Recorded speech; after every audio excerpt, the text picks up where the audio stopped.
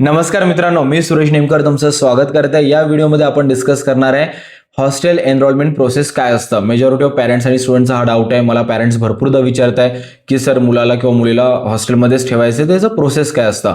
तर बघा, मी online search करण्याचा प्रयत्न केला, माझ्या टीमनी पण सर्च केला, पण आम्हाला एवढं काही व्यवस्थित प्रोसेस नाही मिळालं। पण ज्या गोष्टी आमच्या रिसर्चमध्ये फाइंड आउट झाले, सेकंड माझा जो एक्सपिरियन्स आहे, कारण मी पण पॉली केलेलं आहे गव्हर्नमेंट कॉलेजमध्ये, अँड थर्ड ऑफकोर्स मला माहिती आहे हॉस्टेलचं ॲडमिशन प्रोसेस किंवा एनरोलमेंट प्रोसेस कसं असतं, ते व्यवस्थित एक्सप्लेन करून सांगेल, जेणेकरून तुम्ही हॉस्टेलमध्ये तुम्हाला एनरोलमेंट मिळाला पाहिजे आणि ही अपॉर्च्युनिटी तुम्ही लूज नाही करायला पाहिजे।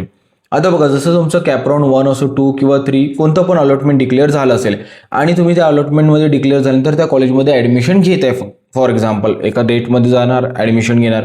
ज्या दिवशी तुम्ही ॲडमिशन घेता ना, त्याच दिवशी तुम्ही काय करायचं, त्यांना कॉलेजच्या स्टाफला विचारायचं की सर इथे हॉस्टेल आहे, आम्ही चेक केलेलं आहे, तर हॉस्टेल एनरोलमेंट प्रोसेस काय आहे, क्लिअरली त्यांनाच विचारायचं। कारण आता आम्ही कॉलेज टू कॉलेज बघितलंय, काही कॉलेजेसमध्ये ऑनलाईन पद्धतीनं एनरोलमेंट होतं, काही कॉलेजेसमध्ये ऑफलाईन पद्धतीनं होतं, तर ते दोन्ही एक्सप्लेन करेल मी। पण कॉलेजला विचारलं फॉर एक्झाम्पल, आता जर ऑनलाईन पद्धतीनं म्हटलं कॉलेजला, तर कॉलेज काय म्हणतं, आमचं ऑफिशियल वेबसाईट आहे, तिथे हॉस्टेलचा टॅब मिळणार, त्याला क्लिक केलं तर एक तुम्हाला फॉर्म फिल करावा लागणार आणि त्या फॉर्मची प्रिंट काढून तिथे रिक्वायर्ड डॉक्युमेंट्स तुमच्या कॅटेगरीनुसार तुम्हाला म्हणजे अटॅच करावं लागेल आणि तो फॉर्म तुम्हाला सबमिट करावा लागेल हॉस्टेल डिपार्टमेंटला किंवा ॲडमिनिस्ट्रेशन डिपार्टमेंटला।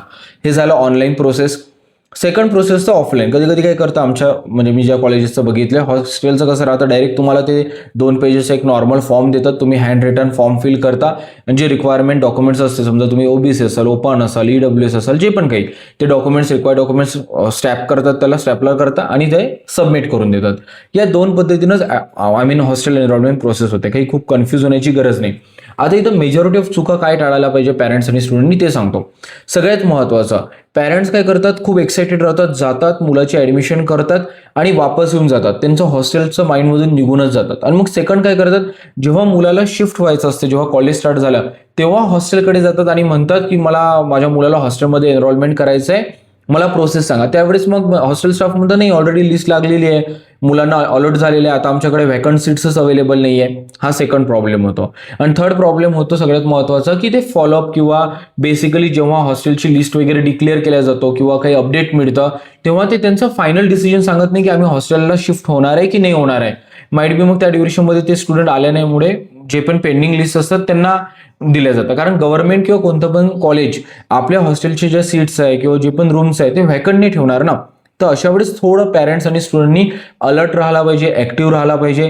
तिथल्या एखाद्या स्टाफचा आपल्याकडे नंबर असू द्या, कोणता ग्रुप आहे का सर याचा, कधी लिस्ट लागणार आहे, लिस्ट डिक्लेअर झाल्यानंतर काय स्टेप्स राहणार आहे, फीस किती आहे, मला फीस कधी पे करावं लागेल, ह्या सगळ्या गोष्टी विचारा। हे ओपन एंडेड क्वेश्चन विचारा, प्रोसेस समजून घ्या, किंवा तुम्ही जेव्हा कॉलेजला जाता ॲडमिशन करण्यासाठी तेव्हा या सगळ्या गोष्टींबद्दलची व्यवस्थित डेप्थमध्ये माहिती घ्या, कारण भरपूरशा गोष्टी ऑनलाईनच मिळून जाईल असं गरजेचं नाही, कारण प्रत्येक कॉलेज तेवढं ऑनलाईन वेबसाईट्स वगैरे या सगळ्या गोष्टी फॉलो करत नाही।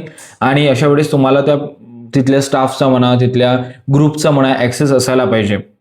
आणि एकदम सिंपल प्रोसेस आहे, मी जसं मेन्शन केलं, एक ऑनलाईन किंवा ऑफलाईन पद्धतीनं।